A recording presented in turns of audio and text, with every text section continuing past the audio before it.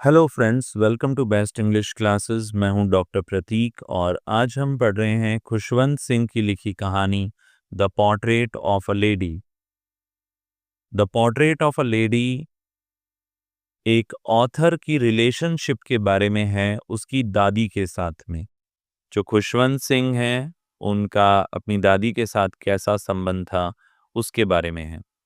तो दादी बुजुर्ग थी, रिंकल्ड थी यानी उनकी झुर्रियां आ गई थी और स्लाइटली बेंट और थोड़ी सी झुक भी गई थी उनकी कमर। वो एक वाइट साड़ी पहनती थी हमेशा। उनका चेहरा बहुत ही काम और पीसफुल था, शांत था। वो पूरे समय प्रे करती रहती थी, प्रार्थना करती रहती थी। वो ऑथर के साथ ही रहती थी गांव में। तो ऑथर अपने मम्मी पापा के साथ नहीं रहते थे, गांव में रहते थे अपनी दादी के साथ। वो रोज सुबह उसे उठाती थी, नहलाती थी, तैयार करती थी, स्कूल भेजती थी। वो उसकी हेल्प करती थी होमवर्क में। स्कूल जो था वो एक मंदिर से जुड़ा हुआ था, तो दादी मंदिर में बैठ जाती जब ऑथर स्कूल में पढ़ाई करता। वो होली स्क्रिप्चर्स पढ़ती थी, धार्मिक किताबें। गांव की जिंदगी बहुत ही सिंपल और पीसफुल थी।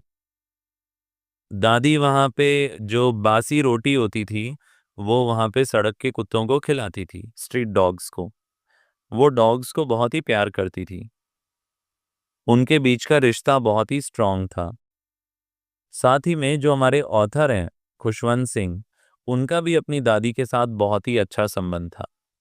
बड़ा क्लोज कंपेनियनशिप थी, गहरे साथी थे वो ज्यादातर समय साथ में ही बिताते थे। ऑथर ट्रस्ट करते थे ग्रैंडमदर को बहुत ही गहराई से, बहुत ही डीपली। बाद में ऑथर और उनकी दादी शहर आ गए। अब उनका रिश्ता चेंज हो गया। ऑथर अब इंग्लिश स्कूल जाते थे। दादी उनकी कोई मदद नहीं कर पाती थी पढ़ाई में।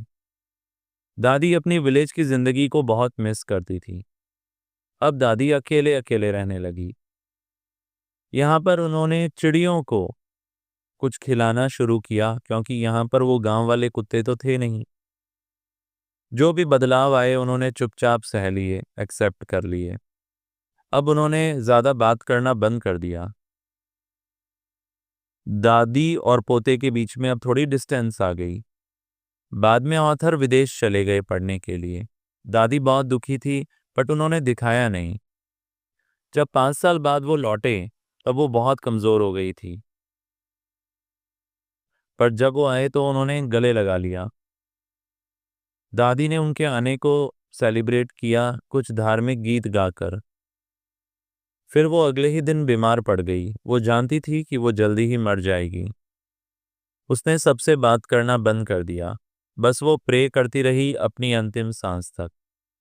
जब वो मरी तो वहां पर बहुत सारी चिड़िया आ गई उनके घर पर और वहां चुपचाप बैठ गई। ऐसा लग रहा था जैसे वो उनकी मृत्यु का शोक मना रही है। सो ये थी छोटी सी कहानी। आई होप आपको समझ में आ गया होगा। All the best for your exams. Don't forget to like, share and subscribe. All the best once again. Doctor Pratik को इजाज़त दें। आपके बाकी के चैप्टर की भी प्लेलिस्ट वहाँ पे अवेलेबल है, चैनल पे ज़रूर चेक करें।